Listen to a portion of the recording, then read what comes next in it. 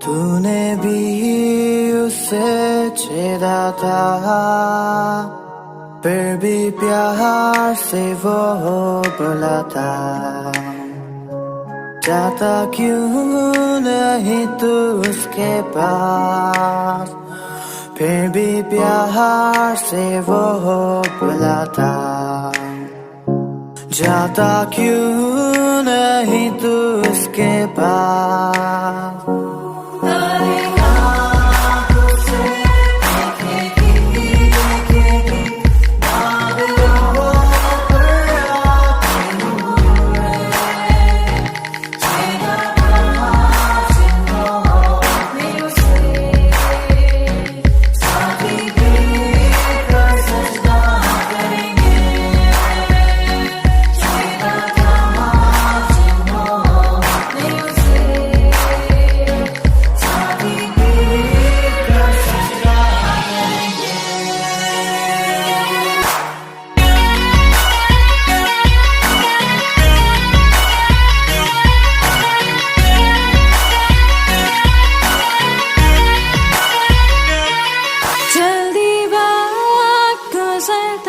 चाहता है रात अंधेरी आती है, तौबा कर दरवाजा होगा बंद, कुछ ना होगा वे पछताने से,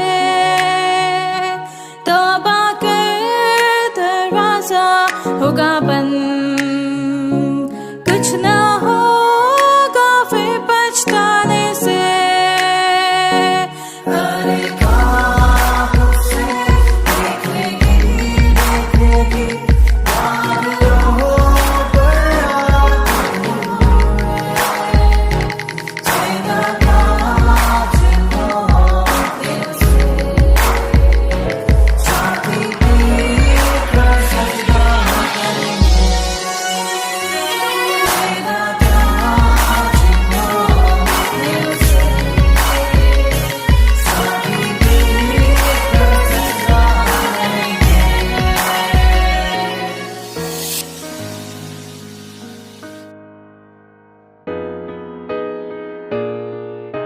हम प्रभु परमेश्वर को धन्यवाद देते हैं आज के इस नए सप्ताह के लिए कि परमेश्वर ने नया सप्ताह मुझे और आपको दिया है ताकि हम नए सप्ताह की शुरुआत प्रभु के वचन के साथ कर सकें। और प्रभु एक एक दिन मुझे और आपको संभालता है ताकि हम परमेश्वर की महिमा करते जाएं और परमेश्वर के नाम को धन्य कह सकें। प्रियो, हमने शुरुआत की थी कि झूठ बोलना चाहिए और उसके परिणाम भी देखें। झूठ जब हम बोलते हैं तो उसके क्या परिणाम होते हैं। आज मैं एक और पद आपके सामने करना चाहूँगा।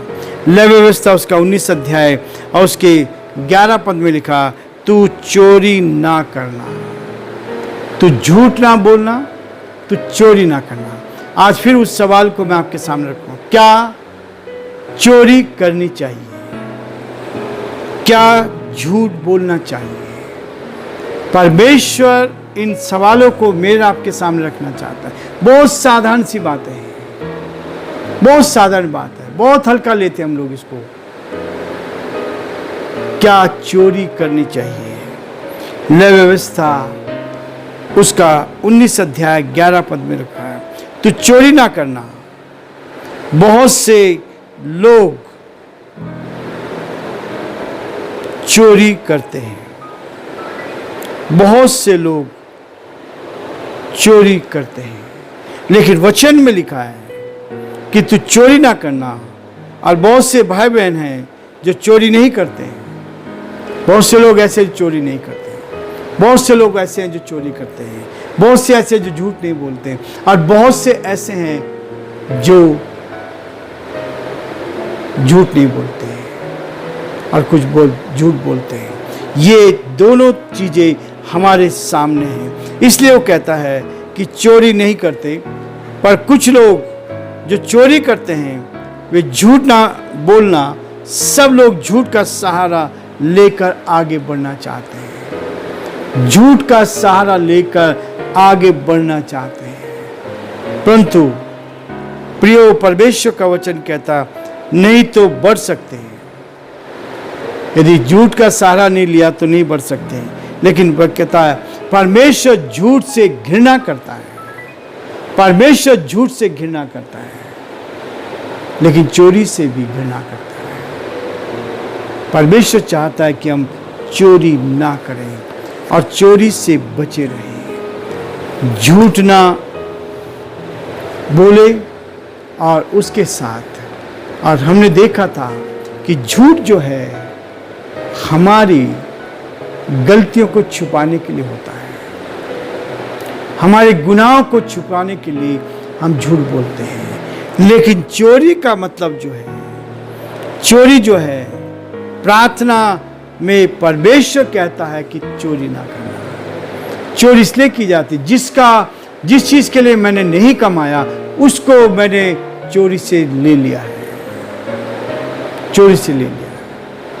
मुझे ध्यान आ रहा है परमेश्वर का वचन कहता है मलाकी उसके 3 अध्याय में चोरी के लिए कहता है कि हम प्रभु ने हमें सिखाया है, परमेश्वर का वचन हमें कहता है कि अपनी कमाई का 10% हमें परमेश्वर की सेवकाई में देना चाहिए। इसलिए लोग सोचते हैं, जो लोग ईमानदारी से अपनी कमाई का 10% प्रभु को देते हैं, उस 10% पर परमेश्वर आशीष देता है। वो बोए जाता है। जब खेत में हम बीज बोते हैं तब ये बीज इस बात को कहता है, ये फलवंत होता है और फलवंत होकर दूसरों के लिए आशीष का कारण बन सकता है।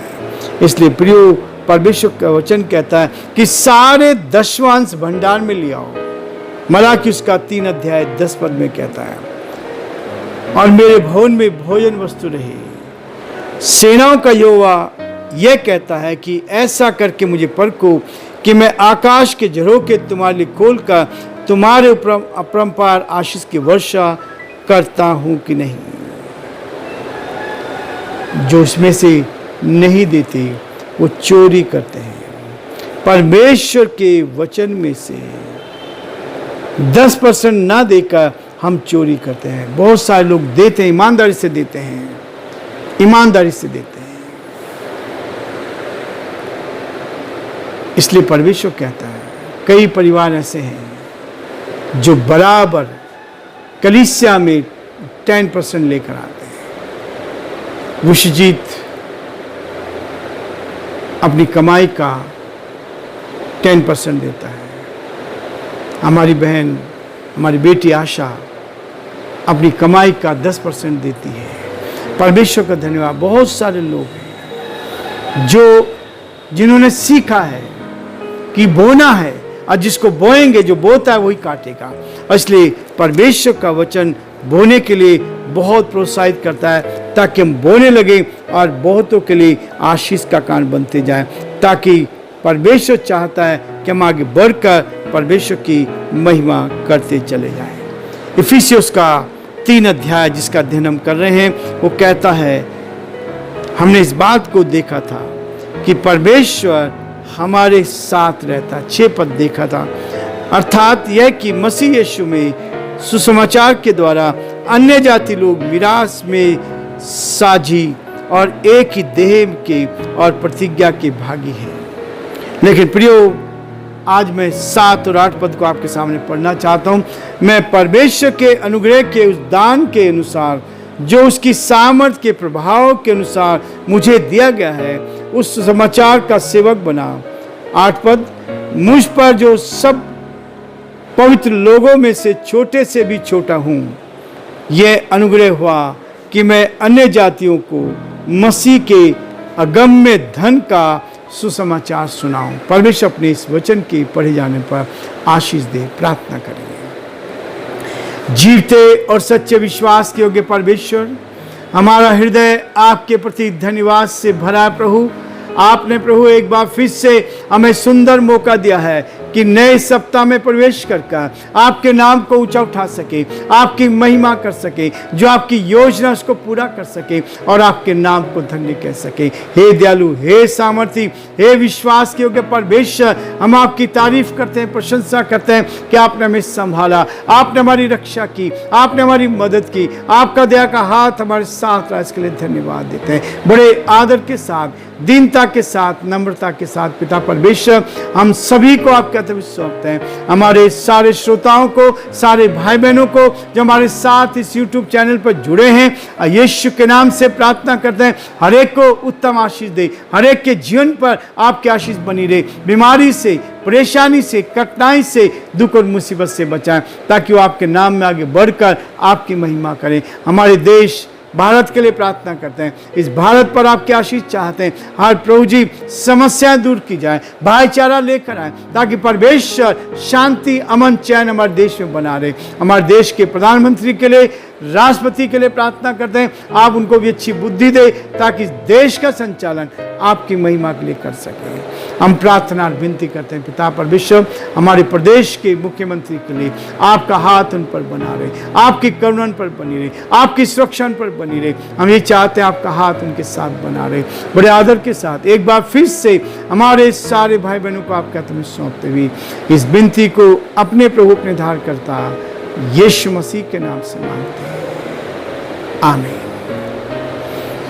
प्रिय परमेश्वर का वचन मुझे और आपको इस बात के लिए फिर से हिला रहा है कि चोरी नहीं करनी चाहिए, चोरी नहीं करनी चाहिए। इसलिए व्यवस्था में लिखा है, लय व्यवस्था में बहुत स्पष्ट किया गया है कि तू चोरी ना करना। कई लोग नहीं करते हैं, कई लोग करते हैं, लेकिन उसका परिणाम भी अलग होता है। तू चोरी ना करना, ये परमेश्वर की ओर से आज्ञा दी गई है। और प्रभु चाहता है कि दूसरे की चीज, जो चीज मेरी नहीं है, जिसके लिए मैंने कमाया नहीं है, जिसके लिए मैंने मेहनत नहीं की है, और उस चीज को मैंने अपना बना लिया है, उसको चोरी कहते हैं। छुपके से मैंने उसको ले लिया।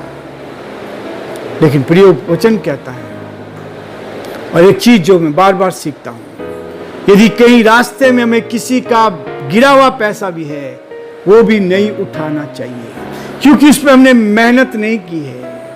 परमेश्वर का वचन कहता है, जब आदम ने पाप किया था, उस फल को उसने खाया, तो उसने कहा तू अपने खून पसीने की रोटी खाया करेगा, तू अपने खून पसीने की रोटी खाया करेगा।